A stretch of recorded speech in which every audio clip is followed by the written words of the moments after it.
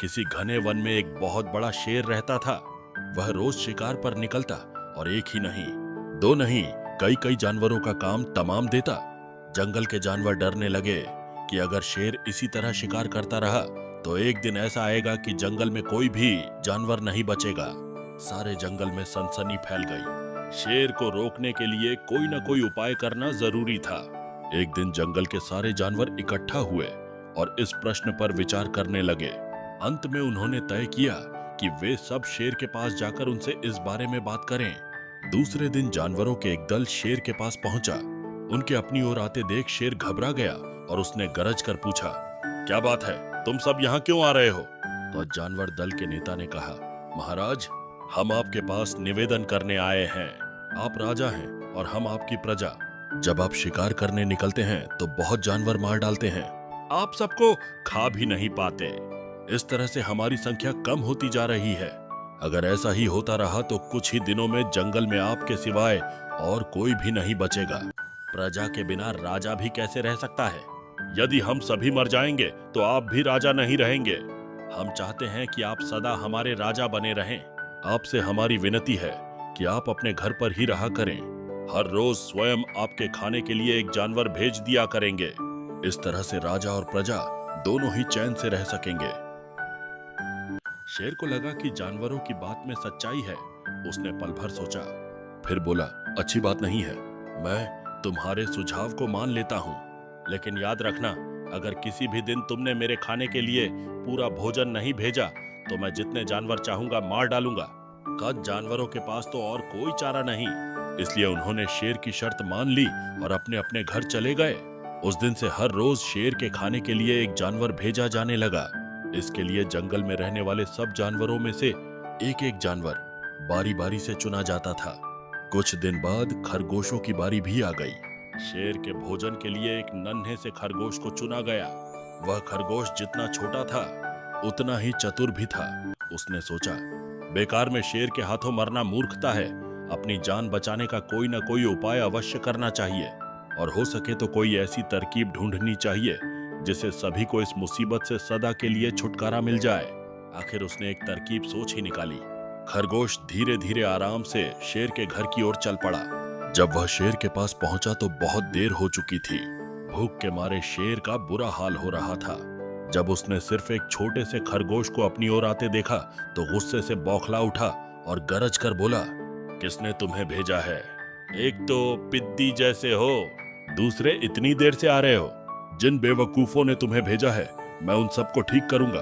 एक एक का काम तमाम न किया तो मेरा नाम भी शेर नहीं। नन्हे खरगोश ने आदर से जमीन तक झुककर, महाराज, अगर आप कृपा करके मेरी बात सुन लें तो मुझे या और जानवरों को दोष नहीं देंगे। वे तो जानते थे कि एक छोटा सा खरगोश आपके भोजन के लिए पूरा नहीं पड़ेगा, इसलिए उन्होंने 6 खरगोश भेजे थे। लेकिन रास्ते में हमें एक और शेर मिल गया। उसने 5 खरगोशों को मारकर खा लिया। यह सुनते ही शेर दहाड़कर बोला, क्या कहा? दूसरा शेर? कौन है वह? तुमने उसे कहां देखा? महाराज, वह तो बहुत ही बड़ा शेर है, खरगोश ने कहा। वह जमीन के अंदर बनी एक बड़ी गुफा में से निकला था। वह तो मुझे ही मारने जा रहा था, पर मैंने उससे कहा, सरकार, आपको पता नहीं कि आपने क्या अंधेर कर दिया है। हम सब अपने महाराज के भोजन के लिए जा रहे थे, लेकिन आपने उनका सारा खाना खा लिया है। हमारे महाराज ऐसी बातें सहन नहीं करेंगे। वे जरूर ही यहाँ आकर आपको मार डालेंगे। इस पर उसने पूछा, कौन है तुम्हारा राजा? मैंने जवाब दिया, हमारा राजा जंगल का सबसे बड़ा शेर है।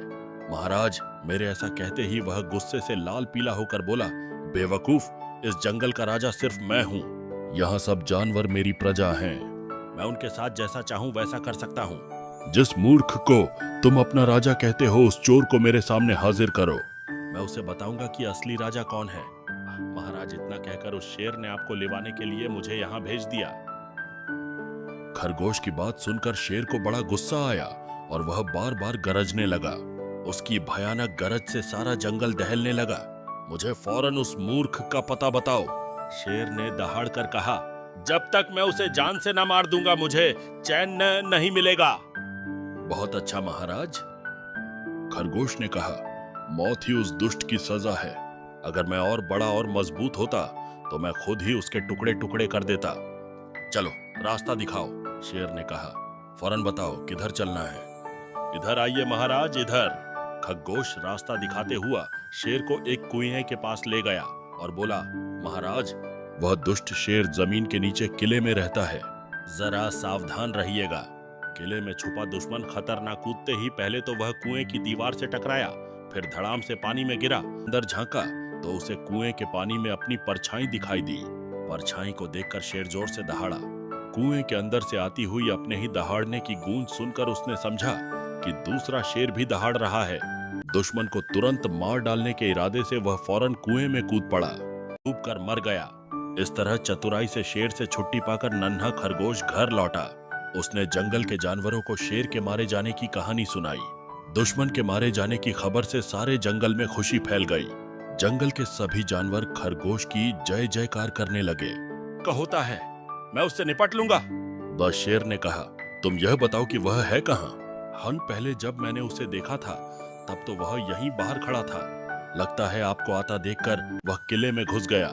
आइए, मैं आपको दिखाता हूँ। खरगोश ने कुएं के नजदीक आकर शेर से अंदर झांकने के लिए कहा। तुराई से शेर से छुट्टी पाकर नन्हा खरगोश घर लौटा। उसने जंगल के जानवरों को शेर के मारे जाने की कहानी सुनाई। दुश्मन के मारे जाने की खबर से सारे जंगल में खुशी फैल गई। जंगल के सभी जानवर खरगोश की जय जयकार करने लगे।